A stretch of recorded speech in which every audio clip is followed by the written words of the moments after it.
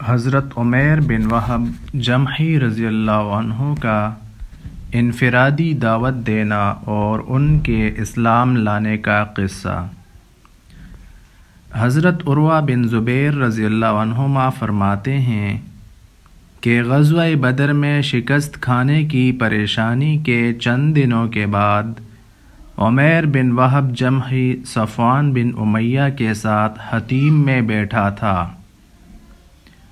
عمیر بن وہب قریش کے شیطانوں میں سے بڑا شیطان تھا اور حضور صلی اللہ علیہ وسلم اور آپ کے صحابہ رضی اللہ عنہم کو بہت تکلیف دیا کرتا تھا، اور مکہ میں مسلمانوں نے اس کی طرف سے بڑی تکلیفیں برداشت کیں، اور اس کا بیٹا وہب بن عمیر بدر میں مسلمانوں کے ہاتھوں گرفتار ہونے والوں میں تھا۔ عمیر بن وہب نے قلیب بدر کا ذکر کیا، جس کنویں میں 70 کافروں کو قتل کر کے ڈالا گیا تھا، اور دیگر مصیبتوں کا بھی تذکرہ کیا، تو صفوان نے کہا، اللہ کی قسم، ان لوگوں کے بعد تو اب زندگی میں کوئی مزہ نہیں رہا۔ عمیر نے کہا، تم سچ کہتے ہو، اللہ کی قسم اگر مجھ پر قرضہ نہ ہوتا جس کی ادائیگی کا فی الحال میرے پاس کوئی انتظام نہیں ہے، اور اپنے پیچھے بال بچوں کے ضائع ہونے کا خطرہ نہ ہوتا، تو میں ابھی سوار ہو کر محمد کے پاس جاتا اور نعوذ باللہ ان کو قتل کر دیتا، کیونکہ میرے لیے ان کے پاس جانے کا ایک بہانہ ہے، اور وہ یہ کہ میرا بیٹا ان کے ہاتھوں میں قید ہے۔ صفوان بن امیہ نے اس موقع کو غنیمت سمجھا اور کہا، تمہارا قرضہ میرے ذمہ ہے، میں اسے تمہاری طرف سے ادا کر دوں گا، تمہارے بال بچے میرے بال بچوں کے ساتھ رہیں گے، اور جب تک وہ زندہ رہے میں اپنی وسعت کے مطابق ان کا پورا خیال رکھوں گا۔ عمیر نے کہا، میری اور اپنی یہ باتیں راز میں رکھنا۔ صفوان نے کہا، ایسا ہی کروں گا۔ عمیر کے کہنے پر تلوار تیز کر دی گئی اور زہر میں بجھا دی گئی۔ پھر وہاں سے چل کر وہ مدینہ پہنچے۔ حضرت عمر بن خطاب رضی اللہ عنہ مسلمانوں کی ایک جماعت میں بیٹھے جنگ بدر کے حالات کا تذکرہ کر رہے تھے، اور مسلمانوں کو اللہ تعالیٰ نے جو ظاہر کے خلاف فتح سے نوازا اور دشمنوں کو جو کھلی شکست دکھائی اس کا تذکرہ کر رہے تھے۔ اتنے میں حضرت عمر رضی اللہ عنہ کی نگاہ عمیر بن وہب پر پڑی، جو گلے میں تلوار لٹکائے ہوئے مسجد کے دروازے پر اپنی سواری بٹھا چکے تھے۔ حضرت عمر رضی اللہ عنہ نے کہا، یہ کتا اللہ کا دشمن عمیر بن وہب بری نیت سے ہی آیا ہے، اسی نے ہمارے درمیان فساد برپا کیا تھا، اور بدر کے دن ہمارا اندازہ لگا کر اپنی قوم کو بتایا تھا۔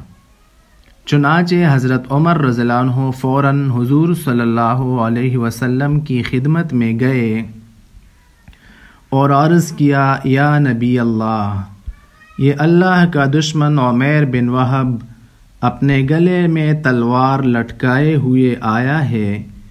آپ صلی اللہ علیہ وسلم نے فرمایا، اسے میرے پاس لے آؤ۔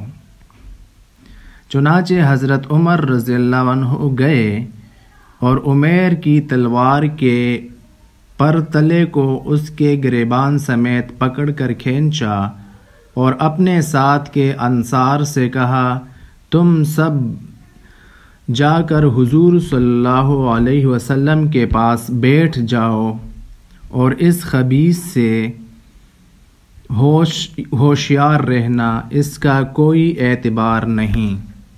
پھر حضرت عمر رضی اللہ عنہ اسے لے کر حضور صلی اللہ علیہ وسلم کی خدمت میں آئے۔ جب حضور صلی اللہ علیہ وسلم نے دیکھا کہ حضرت عمر رضی اللہ عنہ نے اسے پر تلے اور گریبان سے پکڑ کر رکھا ہے تو فرمایا، اے عمر اسے چھوڑ دو، اور اے عمیر قریب آ جاؤ۔ عمیر نے قریب آ کر کہا، انعم صباحاً، یعنی صبح بخیر، اور جاہلیت والے آپس میں یوں سلام کیا کرتے تھے۔ حضور صلی اللہ علیہ وسلم نے فرمایا، اے عمیر، اللہ تعالیٰ نے ہمیں تمہارے اس سلام سے بہتر سلام سے نوازا ہے، اور وہ ہے السلام علیکم، جو کہ جنتیوں کا آپس میں سلام ہوگا۔ عمیر نے کہا، اللہ کی قسم، اے محمد صلی اللہ علیہ وسلم، میرے لیے تو یہ نئی بات ہے۔ حضور صلی اللہ علیہ وسلم نے فرمایا، اے عمیر تم کیوں آئے ہو؟ اس نے کہا، میں اس قیدی کی وجہ سے آیا ہوں جو آپ کے ہاتھوں میں قید ہے، آپ اس پر احسان کرے۔ آپ صلی اللہ علیہ وسلم نے فرمایا، تو پھر گلے میں تلوار لٹکانے کا کیا مقصد؟ عمیر نے کہا، اللہ ان تلواروں کا برا کرے، یہ تلواریں ہمارے کچھ کام آئیں؟ آپ صلی اللہ علیہ وسلم نے فرمایا، مجھے سچ بتاؤ کیوں آئے ہو؟ عمیر نے کہا، میں تو صرف اسی لیے آیا ہوں۔ آپ صلی اللہ علیہ وسلم نے فرمایا، نہیں بلکہ تم اور صفوان بن امیہ حتیم میں بیٹھے تھے، تم نے قریش کے ان لوگوں کا تذکرہ کیا تھا جن کو مار کر بدر کے کنویں میں پھینکا گیا تھا، پھر تم نے کہا تھا اگر مجھ پر قرضہ اور بال بچوں کی ذمہ داری کا بوجھ نہ ہوتا تو میں جا کر نعوذ باللہ محمد کو قتل کر آتا۔ پھر صفوان بن امیہ نے تمہارے قرضے اور بال بچوں کی ذمہ داری اس شرط پر اٹھائی کہ تم مجھے قتل کرو گے، حالانکہ اللہ تمہارے اور تمہارے اس ارادے کے درمیان حائل ہے۔ حضرت عمیر نے یہ سنتے ہی فوراً کہا، میں اس بات کی گواہی دیتا ہوں کہ آپ اللہ کے رسول ہیں۔ یا رسول اللہ، آپ جو آسمان کی خبریں اور اترنے والی وحی ہمیں بتاتے تھے ہم اس کو جھٹلاتے تھے، اور یہ تو ایک ایسا واقعہ ہے جس میں میرے اور صفوان کے علاوہ اور کوئی موجود نہیں تھا۔ اللہ کی قسم مجھے پورا یقین ہے کہ یہ بات آپ کو اللہ ہی نے بتائی ہے۔ لاکھ لاکھ شکر ہے اس اللہ کا جس نے مجھے اسلام کی ہدایت سے نوازا اور مجھے یہاں کھینچ کر لایا۔ پھر انہوں نے کلمہ شہادت پڑھا۔ حضور صلی اللہ علیہ وسلم نے فرمایا، اپنے بھائی یعنی عمیر کو دین کی باتیں سکھاؤ اور قرآن اسے پڑھاؤ اور اس کے قیدی کو چھوڑ دو۔ چنانچہ صحابہ رضی اللہ عنہم نے ایسا ہی کیا۔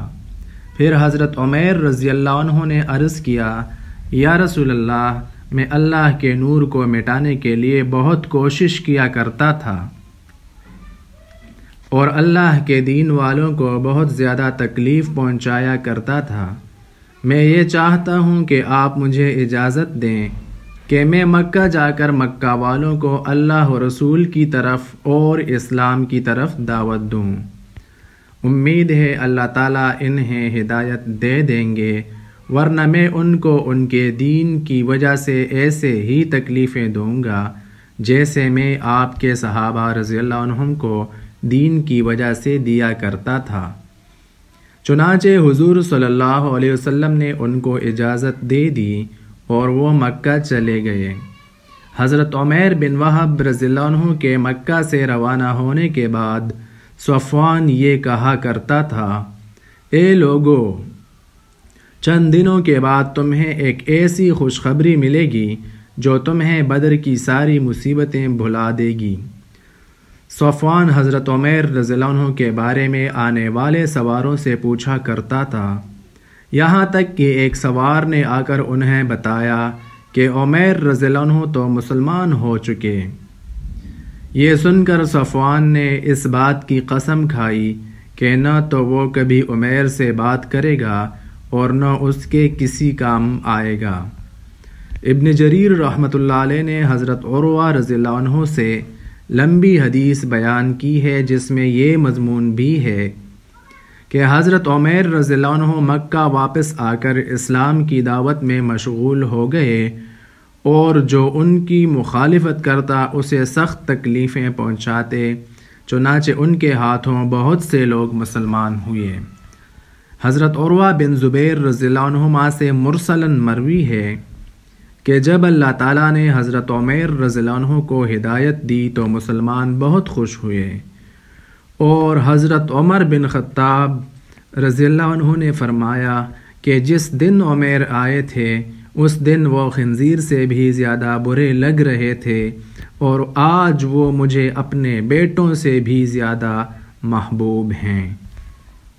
حضرت عمرو بن امیہ فرماتے ہیں کہ جب حضرت عمیر بن وہب رضی اللہ عنہ مسلمان ہونے کے بعد مکہ آئے تو سیدھے اپنے گھر گئے اور صفوان بن امیہ سے نہ ملے اور اپنے اسلام کا اظہار کیا اور اس کی دعوت دینے لگ گئے۔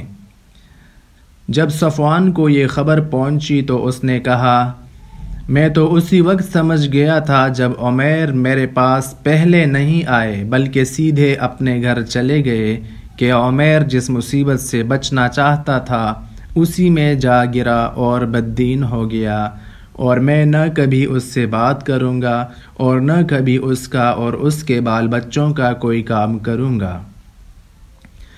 ایک دن صفوان حتیم میں تھا کہ اتنے میں حضرت عمیر رضی اللہ عنہ نے اس کے پاس کھڑے ہو کر اسے آواز دی۔